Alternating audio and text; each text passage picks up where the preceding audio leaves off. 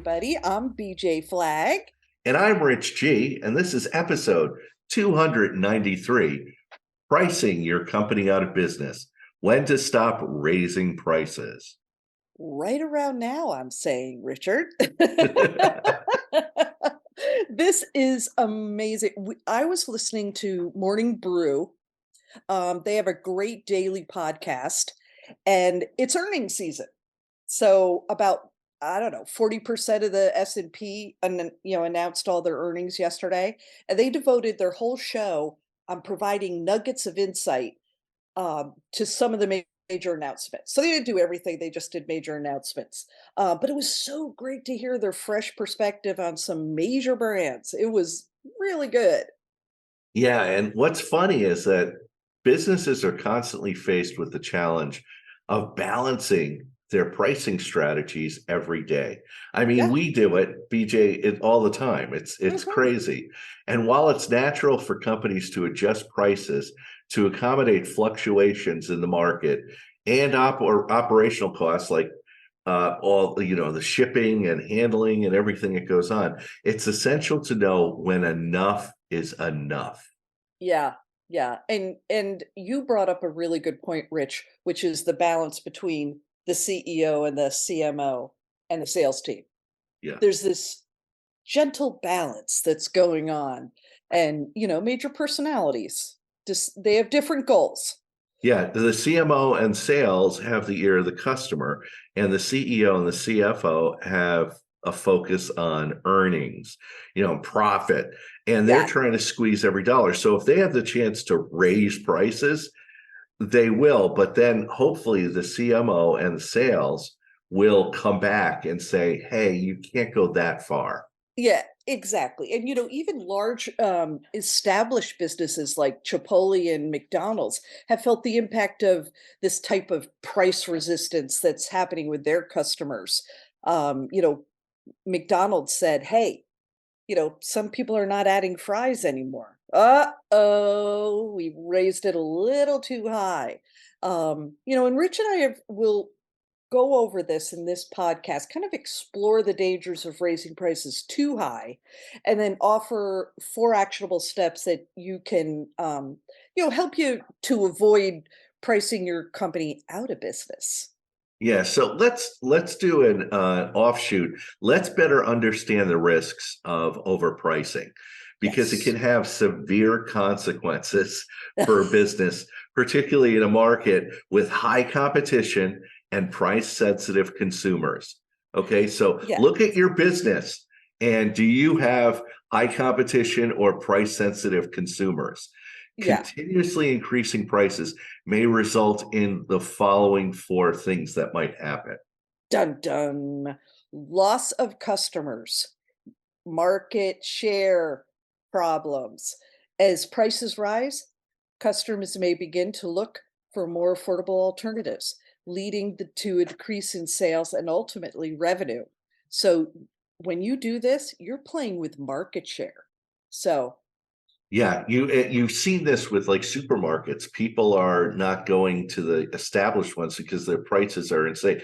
I yeah, saw this. This is just an aside. I went shopping the other day, and they were like, Frito-Lay was having two bags of Doritos, like regular bags. oh Okay, my two God. bags for $11. And I was like, what? I was just like, that's $11. That's $5.50 each bag. And I Yeah, said, weren't bags of Doritos like $2.50, $3, right. And this was a sale. Yeah, Get two for $11. And it has been driving people to lower cost alternatives like Trader Joe's and Aldi. They'll yeah, go there because they could get real deals. So you will get loss of customers. The second is negative brand perception. Constant price hikes can damage a brand's reputation, as customers may associate the company with greed or exploitation. And we yeah. probably know a lot of companies like this. Yeah, and you look at this and you say to yourself, was it worth ruining, tarnishing their brand? Was it Yeah. worth having to get in the crisis management team and try to, get themselves out of it? It's pretty pretty crazy. Yeah, it's like every time I go to a restaurant, their prices are up, or wherever I go, I'm not going there Yeah. anymore, you Yeah. know? Yeah. Because there will be a point, and also think about the reduced customer loyalty. What it does is it creates this feeling with the customers that they are no longer receiving the value for their money. And they are easily, they're less likely to remain loyal to you as a brand. It's big doings. Like you're Yeah. playing with a very serious thing. Yeah, people are it was kind of funny, like, a few weeks ago, I was ordering a pizza from Domino's because I didn't feel like going out to get the pizza, have them deliver it. Dominoes. I ordered a pizza, that was it. It was medium size, it wasn't big. And after all the charges and everything was all done, it was gonna be like $28. And I was Yeah. like, "I'm not spending $28 for a Domino's pizza when I could Right. go get a local pizza for about 18." You know? 18. And it's Eh, scrumptially delicious. Just, yeah, yeah. it is. Right. So, and then finally, you get stunted growth. That's the big thing. If you look at, you get loss of customers, negative brand perception, reduced customer loyalty, you're going to get stunted growth. A high price point can prevent potential new customers from Yeah. trying a product or service, limiting your growth. They're going to Right. not even, they're just going to walk right by because you're so expensive. Yeah. And oh, yay. You made a little bit extra profit, right? But you didn't look at the other numbers Yeah. because you were reactionary. You were in the frenzy of being able to put your prices up. This is what happens to people.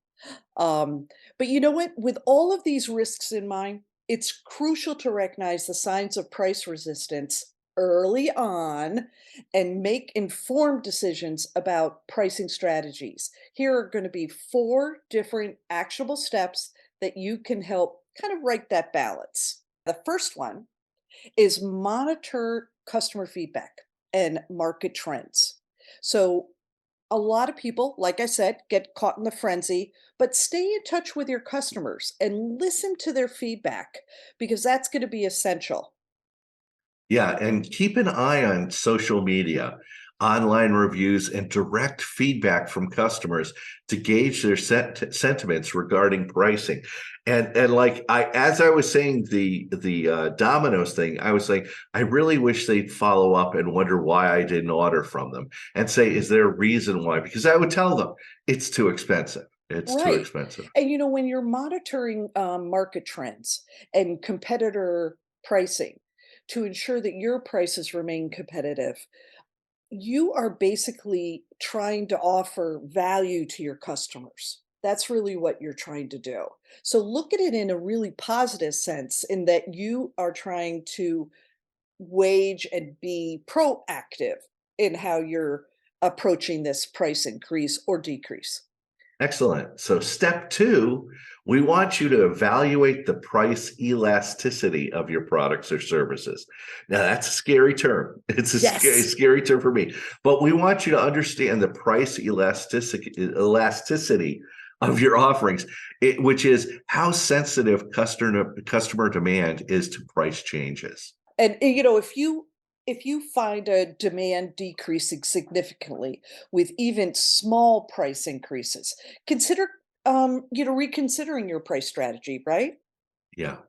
And conversely, if demand remains relatively stable, even with price hikes, it may indicate that your customers see value in your offerings. And Y- that really leads us into step three, with is talking more about value and quality and quantity and stuff. Yeah. So consider that value proposition that you have.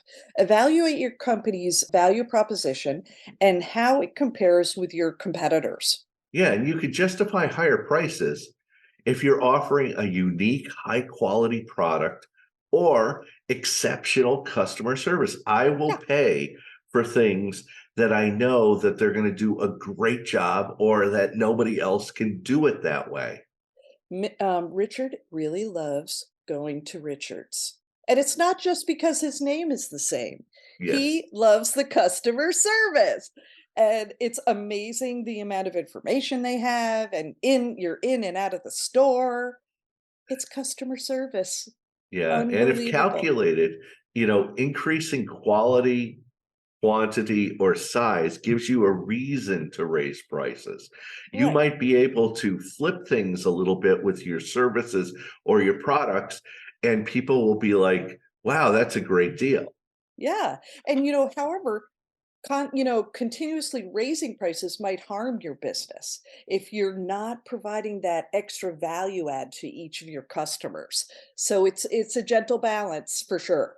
Yeah, going back when I walked in the Stop and Shop and I saw that those high priced Doritos, I started to question all of their pricing on a lot of their things.